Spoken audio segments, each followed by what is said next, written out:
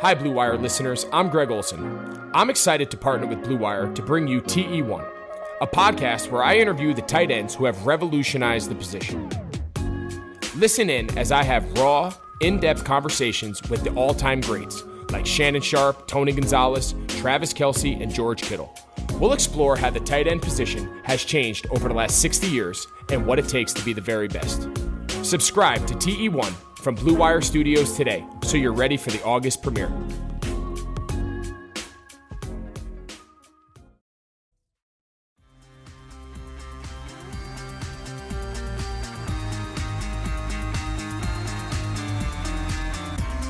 Hello, Hardwood Knocks family. If you're confused because it's a different voice doing the intro, it's me, Adam Frommel, here with my second episode really in a new co-host capacity, which is a throwback to old times. I'm joined as always by Dan Favale, the longtime co-host, and we are continuing our series where we're looking back at the last decade of NBA basketball for each franchise and ranking the top 10 players. Before we get started, a shout out as always to our sponsor, betonline.ag. You'll hear from them later in the episode, but before we get there, we have to ask Dan, how are you doing? Oh man, it feels weird to be on this end of it. I know, it's strange, isn't it? I like that you called this a new throwback. So this is your second episode in official capacity of your second go-round because we recorded, I think you were on for the first 100. I don't know. We're closing on a 400 episodes, by the way.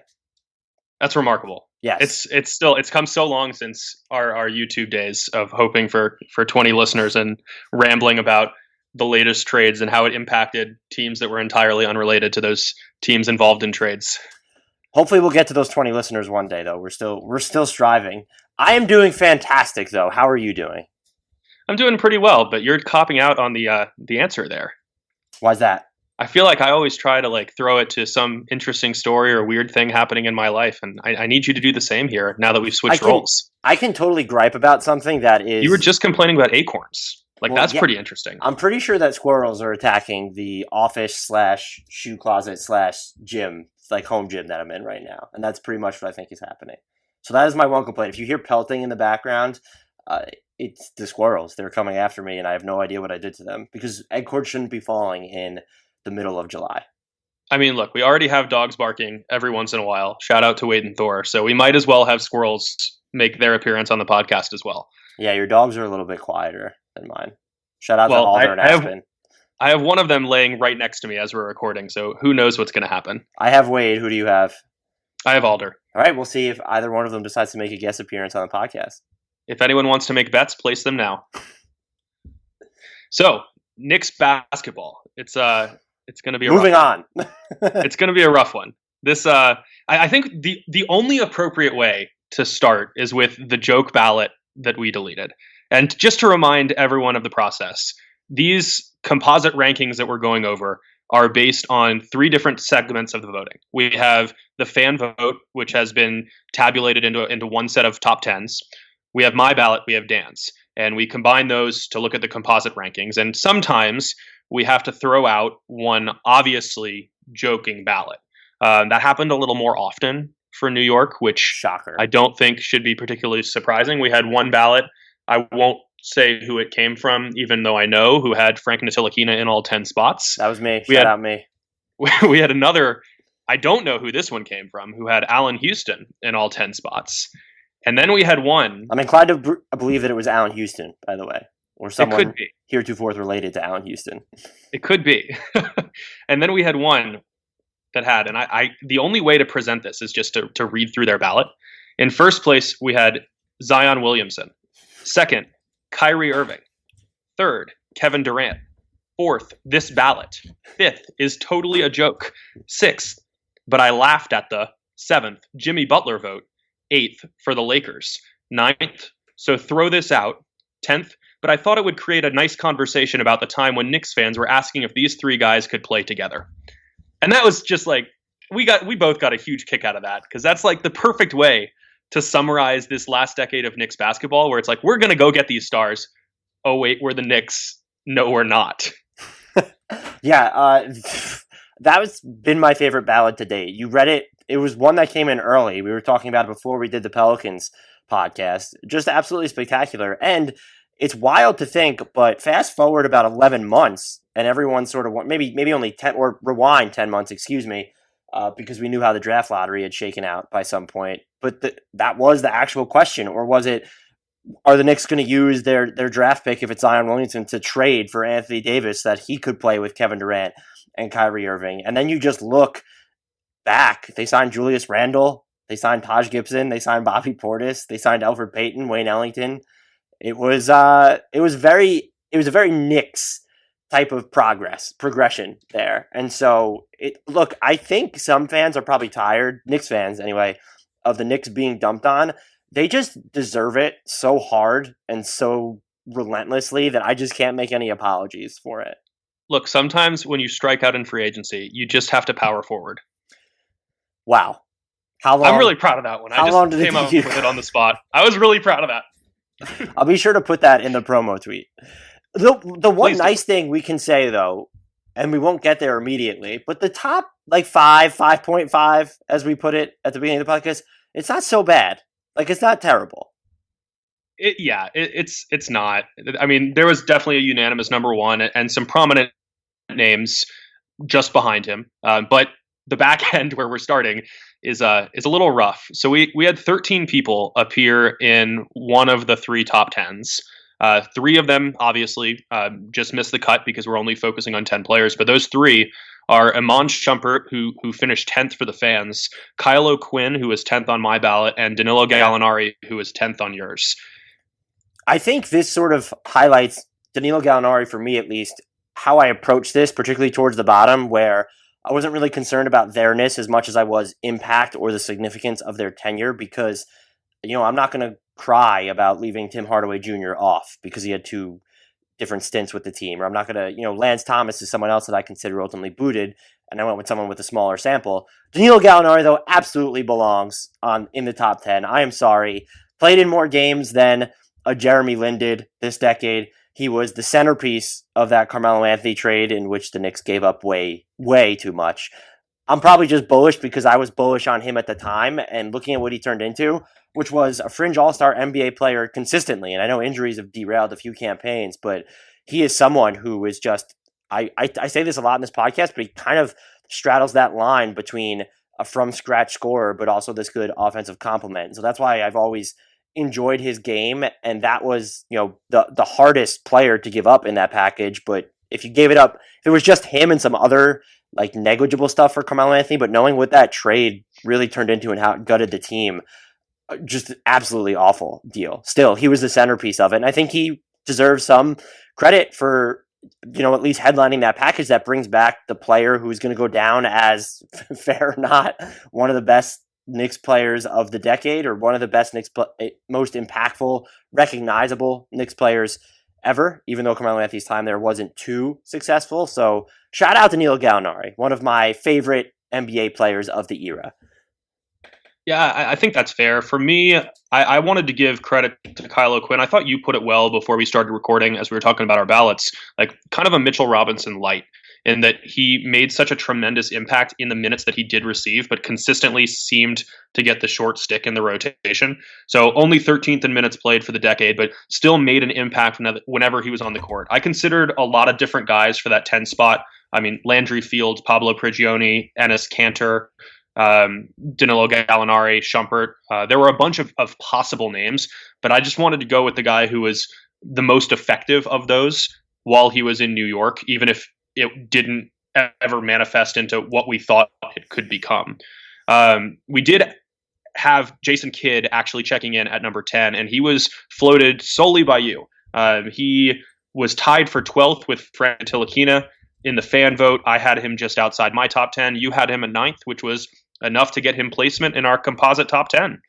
I'm going to look, except for when the Kristaps Porzingis rise was first happening in New York, that initial ascension from him, 2012, 2013 is the last time it was really just fun to watch New York Knicks basketball. They were good. They finished second in the Eastern Conference that season. They flamed out in the second round, and Jason Kidd was absolutely a part of that. I'm going to give you, this is sort of trivia, but not really. His true shooting percentage during that 12-game playoff push, I'm going to set it at 39, over or under? Under. Okay, it was 21.3. It was so He bad. couldn't make anything, but it wasn't even that much better in the regular season. Like he shot like 37% from the field that season and like 34% from three. Just like he was a good role player. Like I get the nod to it being a fun era, but He I shot didn't get 35.1% from three, thank you very much, and 45.2% on twos. He's a legend. I totally agree with you, just looking at the numbers, but definitely what he did for that locker room, because it became apparent to the Knicks that Carmelo Anthony wasn't going to be that vocal leader. And the one thing I'll say about Melo, though, is he's, whether it's since then or just over his entire career, he's made a real effort to just like relate to the younger guys. And a lot of the players talk about how well he does. In every locker room he's been in since, there hasn't been an issue. He probably gets the way he left Denver. That's going to give him a bad rap. And then the Jeremy Lin stuff was weird because he commented on that restricted free agent offer sheet, and people, he wasn't happy with Mike D'Antoni. That didn't help either for him. But in the years after that, it seemed like the young players really gravitated toward him. Anyway, though, Jason Kidd felt like he was a good veteran presence for that locker room, for that team, gave them some effort on defense, gave them sort of this playmaking equilibrium in the offense when Carmelo Anthony didn't have the ball. And it was also sort of this like intercessor role where it wasn't just making sure everyone else was involved, but kind of making sure that Carmelo Anthony wasn't overbearing in certain spots. He definitely needed to be more of an overwhelming contributor in the playoffs, just based off how that went. And so I think he was sort of there were a lot of veterans on that team. Sheed, Kurt Thomas. I think Jason Kidd probably just epitomizes what they all stood for more than anyone else. And so I threw him in there, and I have zero regrets about it. Hashtag no regrets. I don't think you need to have any regrets about it. It's not the direction I was going, just because I did think there were people who spent more time and made more on-court contributions. It's hard to quantify what he added to the locker room, and he did play for the most successful team of the decade, so there's no knocking him for any of that. I found it difficult to put him over someone like Tim Hardaway Jr., who is checking in at number 9 on our composite rankings. He was number 9 for the fans and number 9 for me. I hope he just missed the cut for you, since he wasn't in the top 10. My initial 9 and 10 were Tim Hardaway Jr. and Lance Thomas in that order, and then I decided to boot them for Gallo and Jason Kidd because I thought I was waiting theirness too much. Yeah, there are so many directions you can go with this franchise that has struggled for the last decade.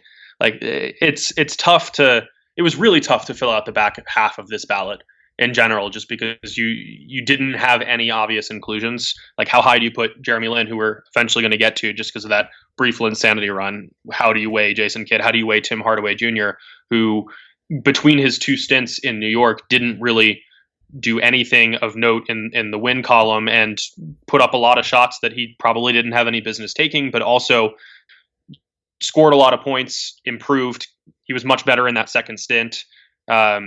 By no means a star, but it did kind of pave the way for him to develop into what he's become with the Dallas Mavericks, which is a really impactful tertiary scorer. So, if we're going to give credit to Gallo for becoming the player that he did elsewhere, like I think that the 2 times that Hardaway went around in New York did help him grow into what he's become. Hardwood Knocks listeners, have you ever heard of DealDash.com? It's the best, most honest bidding site where you can win things you'd never expect at a price you'd never believe. They have over 1,000 auctions every day on electronics, appliances, beauty products, home decor, and even cars. Here's how it works. It's like an auction, but every item starts at $0 and only goes up 1 cent every time you bid. The kicker is that the auction clock restarts after just 10 seconds. That means every time you bid, everyone else has 10 seconds to answer or the item is yours. If you go ahead and buy now, DealDash is offering our listeners an extra 100 free bids upon sign up on top of their other discounts. Go to DealDash.com and use the offer code KNOX, or go to DealDash.fm/Knox. That's DealDash.fm/Knox. DealDash.fm/Knox. You're not going to catch any arguments from here at the bottom of the Knicks top 10 ballot. I'm actually just going to instead ask you, are you able to take us to, what are we up to, number 8 already? Number 9? We're up to number 8 because Hardaway was number 9. Yeah. Okay, So we actually don't have a number 8 because there's a 2-way tie for number 7.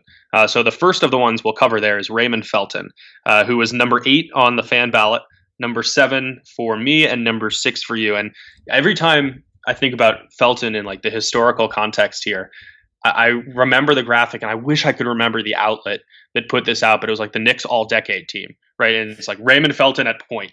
And it's like, wow, that's bleak. And it's not like, we don't mean to hate on Felton too much, but like, that's not what you want as your point guard of the decade. So they signed him in 2011 free agency, 2010 free agency, and then they trade him at midseason in the Carmelo Anthony trade.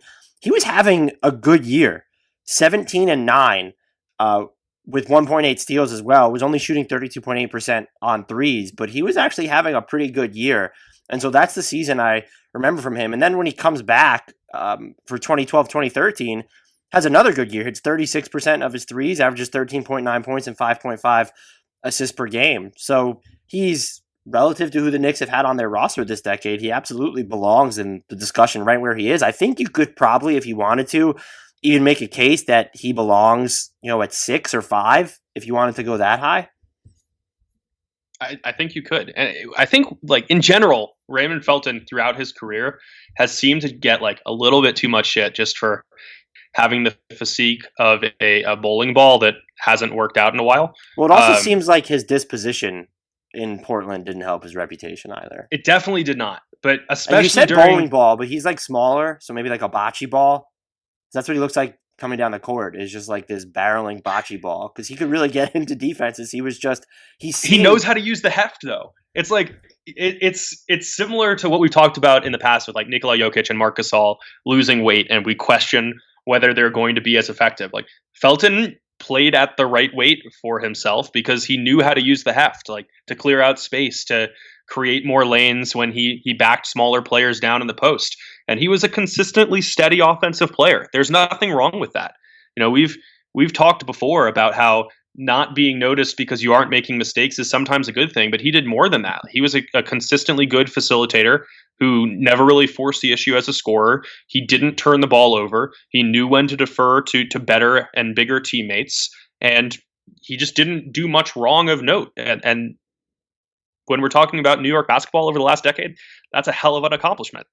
Yeah, and again, that season in 2010, 2011, before the Melo trade, I know it became clear they desperately needed someone else, but it was fun. Like, he had the good chemistry going with Amar'e, Stoudemire there, and it is funny that his 2 most successful seasons of the decade came in a Knicks uniform. So, I guess you could make a case that was he maybe a little bit more valuable to an OKC team in 2017, 2018, perhaps, but his role was just so much smaller. So I think he's right where he belongs. And like I said before, you could probably make a case to stick him a little bit higher.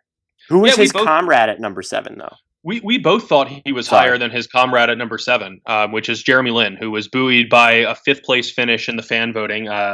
He actually finished in every single spot on the ballot, which is interesting, including a first place vote.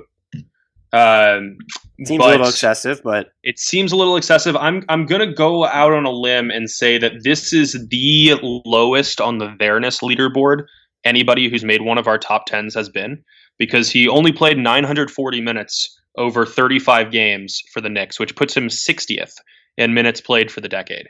And there's basically no objective case to have Jeremy Lin in the top 10. But at the same time, like, how can you possibly overlook the excitement that he brought to Madison Square Garden when everything started clicking, and for a dozen or so games he started playing like a full-fledged superstar, just getting to the rim, finishing plays, knocking down step-back three-pointers, hitting game winners so coolly and calmly. It all clicked. It was obviously unsustainable. It didn't end up leading to any playoff success, but it was unforgettable. And in a decade where I think so many of the most memorable moments that have involved the Knicks have stemmed from other teams, and guys like Steph Curry dropping massive point totals in MSG, the fact that New York had something that everyone could coalesce around that led to books being written about this singular experience, that has to mean something here.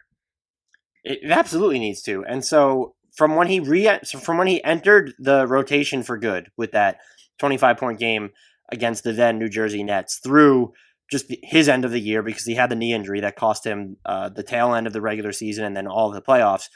He averaged 18.5 points, 7.7 assists, 2 steals.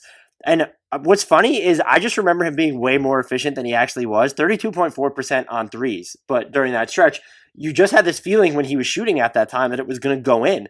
And you remember some of the flashpoint moments of that stretch. The game against the Nets, where it was like sort of his coming out party. He dropped 38 points against Kobe and the Lakers, and Kobe didn't even know who he was at the time. And then my favorite moment is the game winner he hits in Toronto, where I've watched it so many times that now I'm second guessing everything I'm about to say, but like he just the bravado that he dribbles up the court with and just fires like this deep three, doesn't straight away from the top of the key. Yeah. And it was just, you knew it was going in. I think Landry Fields at the time even said, why wouldn't it go in with the way that he's playing?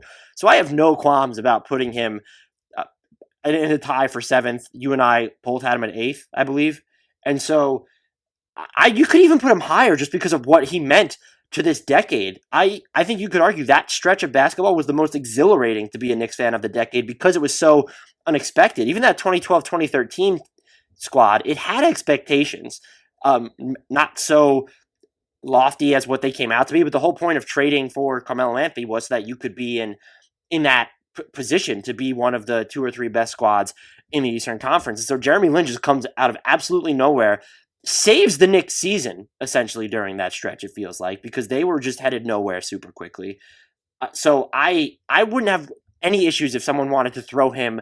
You can't put him number 1, but if you wanted to put him like 4 just because of what he represented, I'm totally fine with that. And my hot take on this issue, maybe it's not hot, is that if he never really starts having those injuries, he ends up being a very good NBA player. I would love to see an alternate universe in which he never suffers that initial knee injury with the Knicks. And I know he dealt with other stuff beforehand, but I'm just that point. What would have happened in the playoffs or something? No, they're not going to beat Miami. I totally know that. And I don't think that they would have been able to had time to like sort of scrap together a different matchup. But he was doing a lot of what he was doing when Melo and Stat were injured too during that stretch. And it would have been cool to try to see them coalesce together. We never got that true opportunity because the Knicks didn't match that offer that came from Houston in restricted free agency. Still, again, I have no qualms about anyone who wants to argue that he needs to be even higher than this.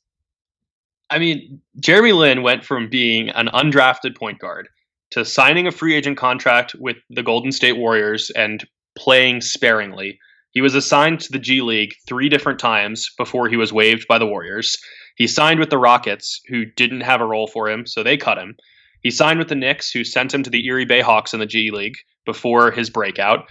And within 60 on-court minutes, it was so obvious he was doing something special enough that he was a scheme-altering player. Like, opposing coaches were legitimately figuring out, like, do we want to play drop coverage against the pick and rolls he's going to throw out?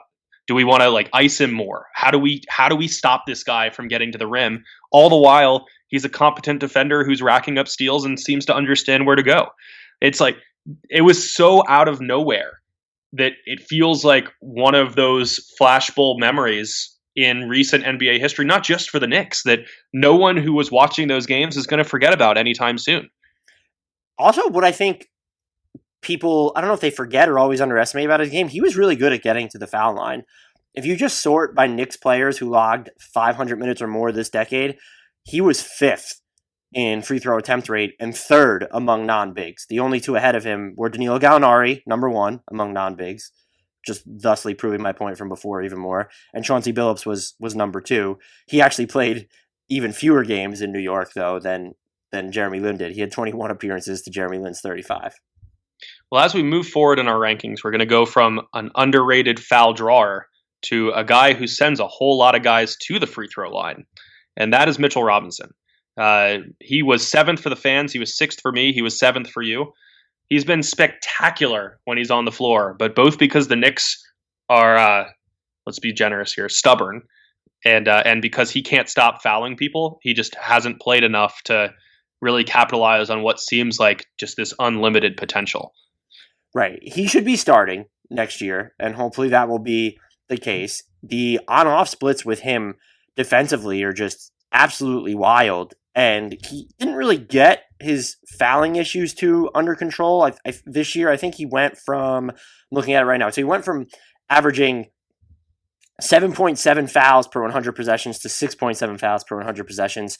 I don't know if his demeanor on defense would change, where he won't take as many chances if he's not coming off the bench, because he'll know that he'll be playing more minutes. But if you're going to average, he's still around 5 fouls per 36 minutes, it's going to be tough to carve out a starting role in that situation. You'll at least be in foul trouble early if you're not going to, and then you'll, of course, have those just too many foul outs. But I like what I do see from him overall on defense, and it does feel like he's going to be one of those. No, I don't expect him to start shooting threes like we've seen in those videos, but I do expect him to be one of those non-shooting bigs who isn't able to be run off the floor, sort of like, we saw the extreme with Rudy Gobert in Houston, and I know that's the popular comparison. I don't think Robinson will ever be on the same tier as Gobert, but where you can pull Rudy Gobert outside the paint, and he's not completely a deer in headlights. And with Mitchell Robinson, he has the length to kind of leave space between he and guys that are going to try and take jumpers on him, but he can also move really well on the perimeter too. And so if you just bake in a couple more years of experience, we maybe are talking about one of the more impactful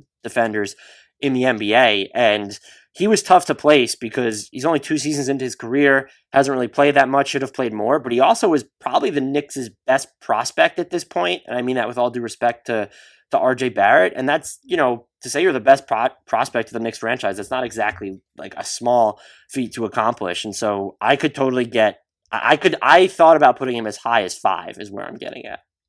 I'm actually buying into his offensive upside a little more than you are. Like I believe these workout videos that we're seeing. And granted, like, we have to take anything that happens in these practice settings with a massive heaping of salt.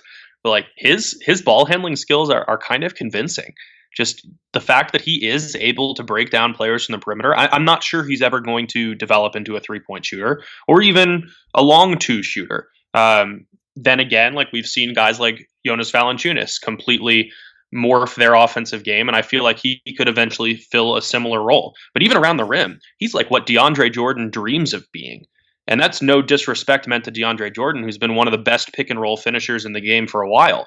But Robinson's athleticism is just off the charts. And he seems to have that innate knack for angles around the basket, even when he isn't able to just hit hand to iron and throw down a dunk. Like 74.2% from the field is not easy to do, even if it's only on 5.6 shots per game that are all coming from close proximity to the basket. Generating those looks and being able to capitalize on them is difficult. And that alone draws so much defensive attention that I think it's going to make it easier for him to develop the other skills that haven't been there yet. The only thing I'll say for him offensively is I question whether he can expand his range when the primary indicator for looking at free throw percentage, he went from shooting 60% as a rookie to 56.8% as a sophomore. And so that's going to be something that needs to be monitored moving forward, especially because you don't expect him to all of a sudden have this floater or try taking threes next year. And so that's going to be the best indicator of what he can do offensively. I am encouraged that he's improved from that 3 to 10 foot range, that he started to make more of those touch shots from slightly further distances. I think that's a good sign of growth for a guy who is still only 22 years old and does have so much untapped potential. The only reason I really hesitate to buy into it totally is because he plays for the Knicks. Well, there's that, and then also his volume from that range diminished this season too. Right. And I don't mean that to sound like super pithy or anything. Like, it's just they have not shown that they can properly develop talents. The ones that they have tended to bury on the bench in favor of more established players who can try to expedite that rebuilding process, probably not in the most beneficial fashion. And I don't want that to happen to him. I can so easily see it, especially during a year where free agency is going to be so weird and there are such limited options. I can totally see the Knicks just being like, we got to sign a veteran big man for $10 million per year, and then we're going to have to play him over Robinson. Sorry, you're going to get 22 minutes a game again. Yeah, I'm very intrigued to see what they do with all those team options and non-guarantees, because if you end up bringing back even one of Taj Gibson and Bobby Portis, you still have Julius Randle there, and Robinson doesn't make sense alongside any of their traditional power forwards. And look, the end game here, or the expected end game, is that Mitchell Robinson ends up being in a trade package for someone they shouldn't be trading for.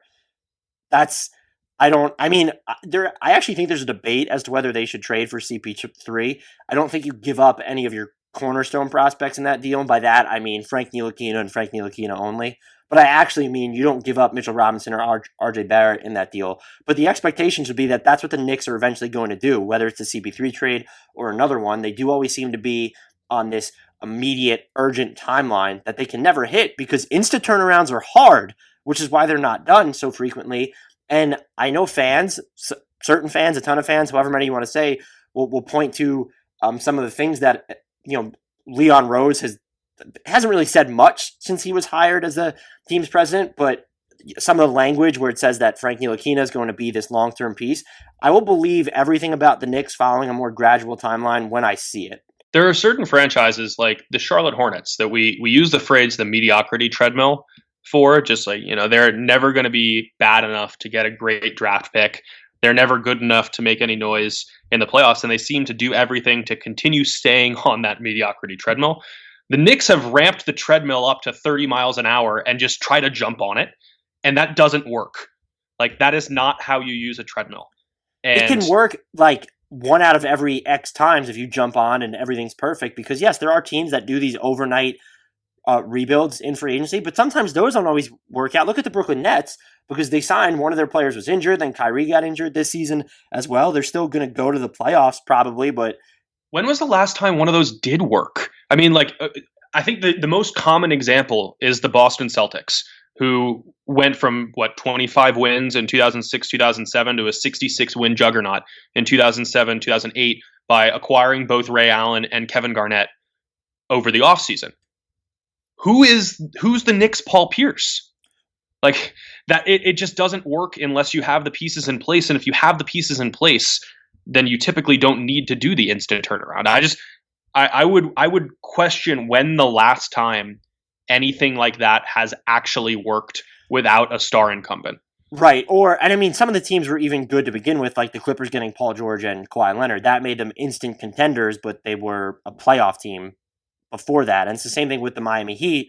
They had Dwayne Wade already. They weren't a great team, but I think the year before they had the big three come together, they won 47 games. And so the Knicks are trying to go from like these 20-something win teams to these immediate contenders. And it's hard, nigh impossible to complete. And it's going to take, even LeBron going to the Lakers didn't change the tenor of that entire franchise for a year. They had to wait to get Anthony Davis. So I get that perspective from you as well. I'd just like to apologize to the Boston Celtics. I said they went from 25 to 66 wins. It was 24 to 66. So their jump was even more impressive. Sports are back, and so are your chances to bet on your favorite teams and events. Major League Baseball is finally kicking off, and there's no better place to start wagering than our exclusive partners, BetOnline. Check out all the odds, futures, and props to bet on, all available 24/7.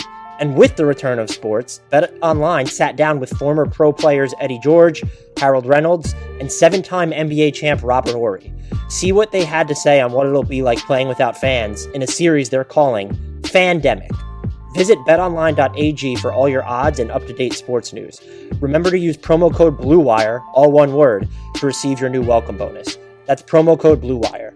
BetOnline, your online wagering experts. Speaking of impressive jumping, number 5 is Jarrod Smith, who was number 5 for both you and I and number 6 for the fans.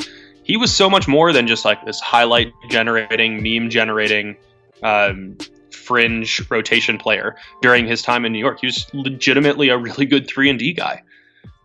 Yeah, and look, this harkens back to the 2012-2013 season again. That was his 6th Man of the Year campaign. 80 games, all of which came off the bench. 18.1 points, 2.7 assists, shot 35.6% from 3, only 45.8% on 2s. But the thing about him is that he was taking difficult jump shots. And I'm not saying that I'm going to praise him for that, but to have the type of efficiency that he did, it just could have been so much worse. And for him specifically, it has been so much worse in other seasons. I mean, Jarrod Smith is one of those few players that is legitimately better with 14 hands in his face.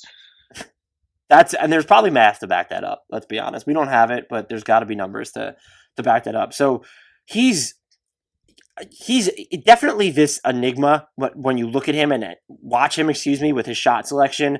But he's that guy he's a role player who could get you the square one buckets, but he could also work off other ball dominant stars as we saw with the Knicks, and we've seen it. He became less ball dominant when he played for the Cleveland Cavaliers, and so I don't want to say that his jersey needs to be retired, but he was just a solid role player for the most part during his time in New York. And the way it came to an end during the 2014-2015 season, like, yeah, they were clearly out on him by them, and he was probably having his worst season with the Knicks. That you could make the case that 2011-2012 was a little bit worse for him, but just for the most part, if you're looking for a role player who plays the way that he does, there's going to be higher variance outcomes in their roles. And I think his time in New York on the floor was just overwhelmingly positive in that regard. And I think this is where it starts to get into territory, and maybe even with Mitchell Robinson, that you're just comfortable with, where it's like, oh, okay, his name coming up in a decade rankings like this, that's perfectly fine.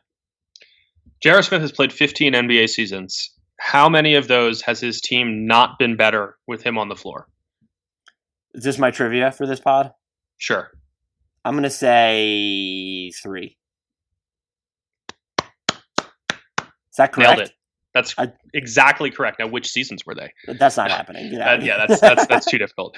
They're his first 2 seasons in the league with New Orleans, and then the 2017-18 season with Cleveland, which was his age 32 campaign. But yeah, each of the 3 seasons, each of the 3.5 seasons that he spent with the Knicks, they were better with him on the floor.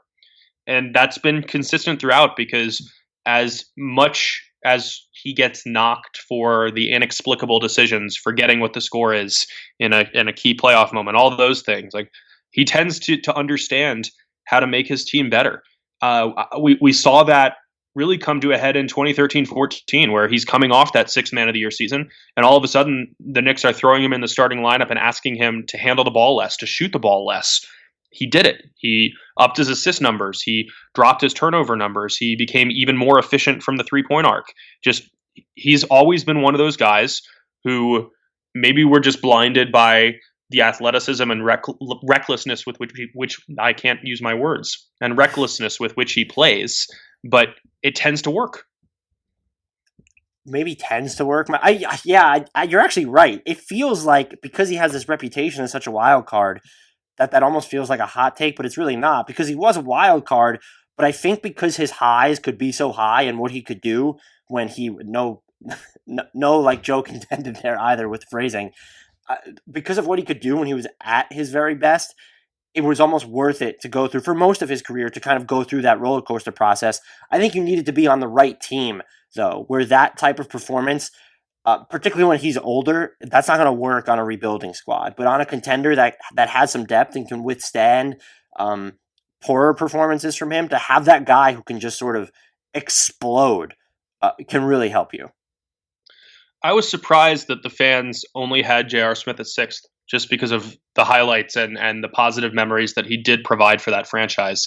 I think I was more surprised, though, that Kristaps Porzingis checked in at number 2 for the fans, which still only got him to number 4 in the composite rankings, because you and I both had him at number 4. Just given the ACL injury and the way the exit happened, the trade that sent him to the Dallas Mavericks just out of the blue. It didn't even seem like he was on the trade block, and the next morning he was a member of the Mavericks. As incredible as he was during his 3 years in New York, and the role that he was growing into as that rim protecting menace, the 7'3" 3-point shooter. When everything clicked, he was so obviously special, but just given how that exit took place, I was shocked that he still got enough credit to be number 2 on the fan vote. It doesn't really surprise me, because of what he sort of represented for the franchise, just that fortunes turning prospect. They really didn't have since Patrick Ewing at the time, because they were so embedded in the culture of trying to get other teams as players rather than develop their own. He was elected into one All-Star game, but he spent 3 seasons there. But he seemed like he was, particularly during his latter 2 seasons, he missed a ton of time. He had the ACL injury. To call him the second best player of the decade feels, I consider putting him at 3, to be honest with you. It does feel a little bit like a stretch, but I get it looking at just on the court. I do think, though, that you point out correctly, the way he left, the circumstances under which he left have to be factored in here. And I don't even know if it was so out of the blue, because it was kind of this known thing in New York that he was unhappy or wasn't thrilled with the franchise. I don't know how much Carmelo Anthony leaving actually played into that, because he really seemed to take to Melo, but he didn't feel like he was being treated like a star. And they eventually just gave in. And the trade did seem like it came together quickly, where they didn't poll the rest of the league for long enough, because there was even rumors that the Knicks were considering, I think they were considered trading him, was it around the 2016 draft or the 2017 draft, because he skipped out on his exit meeting with Phil Jackson. So I think that was 2017. Yeah, so just all the circumstances there are just so murky. And if people factored in the rape allegations as well with him, I'm not going to move him lower. I'm not going to begrudge that, certainly, either. But he was on the court someone who I think people who believe that he could win Defensive Player of the Year, and maybe I was one of them at a certain juncture, was taking it too far. But I think most of us were those someones, honestly. But he was such a plus defender when you looked at what he could do, because he could move pretty well on the defensive end, and then he was just this more than a nuisance around the rim. He was just like this shot wet blanket, just absorbing a ton of things. And then what he could do on offense, where you could see he's going to be this floor spacer. He'll work within the spread pick and roll. Is there going to be more that he'll have to offer? Maybe not necessarily in the post, and I think we've seen that in Dallas. He struggled there, but to just work off the dribble, the ceiling was so high to where it was someone who would be worth a max extension investment, someone who might be one of the 20, 25 best players in the game, if not better than that, as an absolute pinnacle. And so that symbolic nature of what he represented on the court for them, I can see why fans would have placed him even higher. But when you just factor in, maybe you can't say availability just because looking at some of the other people we put on this list, but the circumstances under which he left, and then the teams that he played for, they weren't these great teams to begin with. I think that all matters and is all relative to this discussion, particularly when you're going to look at who's actually in front of him, for us anyway. My biggest qualm with Porzingis' game when he was in New York was just that he didn't understand passing. There were so many possessions where he just totally commandeered the ball the entire shot clock and then forced up a hero shot, just would look off open teammates, would work into double teams without realizing where his kickout passes were. But at the same time, he also had a little bit of Carmelo Anthony, LaMarcus Aldridge to his game, where he was a really good face-up shooter from those long two zones, and there's value in that. As much as we knock those long two-pointers and hope the players can take a step behind the three-point arc, which he often did, during his 3 seasons in New York, he shot 44.1% between 10 and 16 feet. He shot 41.5% from beyond 16 feet, but inside the three-point arc. There's value in that, just forcing defenses to cover that, because no one was big enough to block his shot from those areas. I think that he took them too often. He bought into the idea of him being a high scoring threat a little too often, and that held him back and maybe hindered some of the development of his less notable teammates. But he was really good in so many areas, not all of which he gets credit for. I will say that I think if you have a team that doesn't put Derrick Rose, Joakim Noah, and Carmelo Anthony around him during his sophomore season, that he probably develops as a passer better. And just looking at the personnel they put around him in general during his 3 seasons there, and then in contrast to what's happened in Dallas this year, he started making better reads with the ball. When you put sensible personnel around Kristaps Porzingis, I think he'll have room. He has the bandwidth to do more things. The Knicks never gave him that leeway. That will be my one defense of him. Which is fair. It is also interesting how so many of the best Knicks players have been big men over the last decade. I say that because we've already talked about Mitchell Robinson. We just talked about Kristaps Porzingis, and I kind of want to cover these next two together because it's hard to separate them. Not because they're these intertwined legacies and players, but just it was difficult to differentiate between the two on our ballots. And that's Tyson Chandler, who checked in at number 3. He finished 4th for the fans. He was 3rd for both of us. And Amar'e Stoudemire, who was 3rd for the fans and 2nd for both of us, which does push him just ahead to the number 2 spot in our composite rankings. What made you put Stat ahead of Tyson Chandler? I think the 2010 free agency decision and then that ensuing season to where he had claimed the Knicks were back, and they were, in a sense, and just some of the moments he had, the 30-point game streak, the game winner that wasn't against the Celtics. I actually remember back when I could call myself a loyal Knicks fan, like pumping my fist to the point that my then girlfriend, like I almost clocked her in the jaw completely on accident. I just remember jumping up because it was just so exciting. And I do think he deserves credit for that, because does Melo want to go to New York if Stoudemire isn't there? I honestly don't know. Maybe he still does, but maybe not. And so he gave the Knicks a winning timeline, and it proved to be a flawed one. And then he deals with the injuries thereafter. He's also not a great fit alongside Melo. And then it got to this point where they tried bringing him off the bench. They were trying all these different things. The game passed him by a ton as well, as we saw. And that happened in real time in New York. If he never has those injuries, maybe that slows down the devolution. But just given what he did on offense, the shots he lived on, the type of shots he liked to take, he might have always been doomed to a similar fate, though he was one of the best rim-running bigs at one point, like someone you could really just trust to devastate out of the pick and roll. No, we didn't have Steve Nash tossing him passes in New York, but could we never really got to see a ton of the Melo stat pick and rolls, and that's something that in theory could have worked. And so I gave him number 2 for that. The body of work is also just larger, so you can count the there-ness as well, but the significance of his decision to come to New York. And Tyson Chandler probably could have been put lower when you're looking at his sample, but Defensive Player of the Year, and just one of the better decisions that they've actually made during this decade was signing him for what he did for that team. And then just another player where it's like he lived through, he wasn't there that long, but he lived through all these different versions of the Knicks, and he obviously didn't finish that contract there. They flipped him to Dallas in 2014. I think that was the last year of his deal, if I'm not mistaken. Yeah, it was. So I'd be curious to see if they had actually put like more of a winning situation type roster around him, the type of indent he would have been able to make. But he was sort of a culture setter, definitely on the court. Not known for doing that as much, I think, off the court, but just on the court and what he could do defensively. And again, winning the Defensive Player of the Year in 2011, 2012 was a big freaking deal. I wish that the first thing we thought of with Amar'e Stoudemire in New York wasn't injuries. But it's like that's how it has to be, just because of the bulging disc in his back during the 2011-12 season, punching the box containing a fire extinguisher and suffering a hand laceration in Game 2 of the opening round of the 2012 playoffs against the Miami Heat. All the knee trouble, all the back issues. And it contributed to a decline that was so much swifter than anyone could have anticipated when he signed that 5-year, $100 million deal that really could have been reasonable.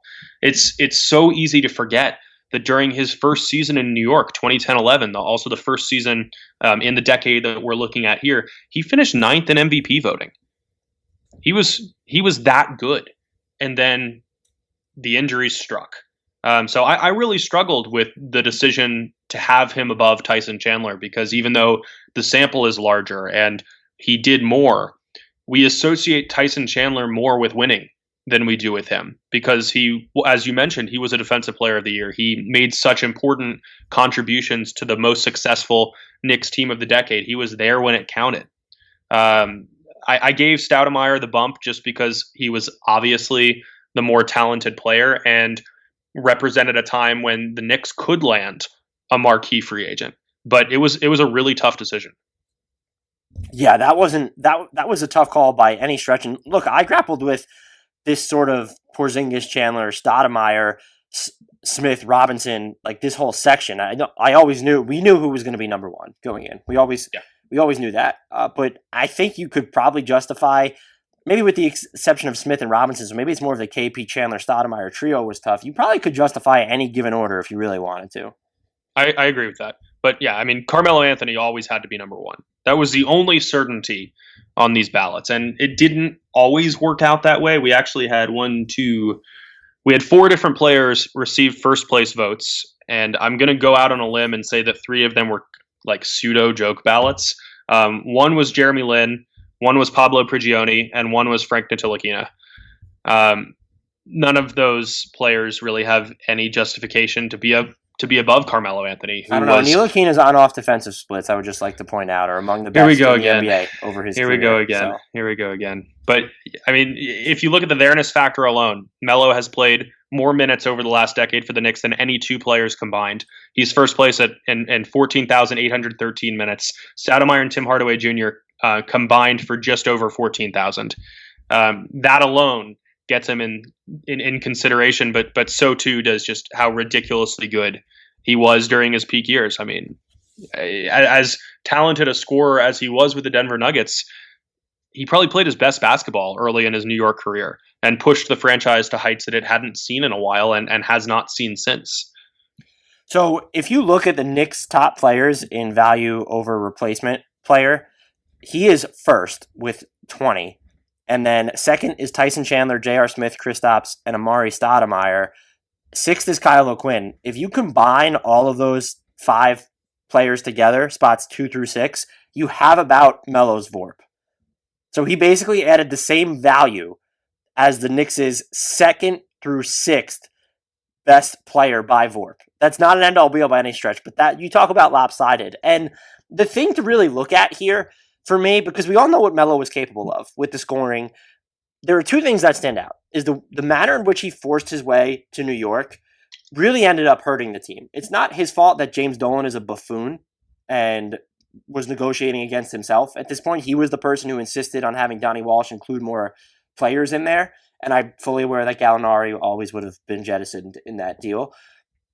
I feel like he could have held a firmer stance knowing that I understood that the lockout was coming and that he wanted to get his extension. I totally understand all that, but I feel like if you were going to force a trade to a team, like do it in a way that you know is not going to gut the roster. And if you were more publicly made it clear that you were going to sign with the Knicks in free agency anyway, that's something that maybe Anthony Davis aired with during the Pelicans thing, is that he wasn't as open about it. At the same time, it was such common knowledge that he was only wanting to go to the Knicks that this is more on the Knicks than him. So that's really my point there, is to definitely blame the Knicks more than Melo. The thing that you can actually blame Melo for is just not wanting to play power forward as often. The Knicks wasted the best version of Carmelo Anthony they ever had was actually in 2013, 2014, I believe. And he played a majority of minutes at power forward there. So he was always resistant to that. He's resistant to it now. He's even talking about how excited he is to be moved back to the 3 with the Blazers. I'm just not a big fan of positions at this point anyway. And to me, power forward is just so similar to 3 at this point. When you look at the type of personnel that plays there, it shouldn't matter. But if he was more willing to embrace that style, which is something that D'Antoni would have gotten him to quicker. Maybe that's another talking point for this, is how he didn't really want to embrace Mike D'Antoni early on. And that actually might have been a really good coach for him. So those are the things that I remember. There does seem to be at least a sliver, a modicum of squandered potential with Melo on the Knicks. And they're both equally culpable. I will blame the team far more than I blame the player, because it's your job as the team to install the right people that will get the right buy-in from the player and maybe not give him too much power. But I'm not going to sit here and, absolve Melo of all the problems either. But I also will say that it never seemed like he was as much as a cancer as he was portrayed by some people, because his teammates really did seem to embrace him, especially the younger ones later on in his tenure with the Knicks. And so what I would like to see, if we're going to play the alternate universe card, is what just happens if you take, 2012, 2013, 2014 Melo, those seasons, and let's just extrapolate that. Are the Knicks, do they have a quicker path back to the playoffs? Does something different happen? But this might just be a thing for his entire career. What if he was willing to play power forward right away when Mike D'Antoni was still there?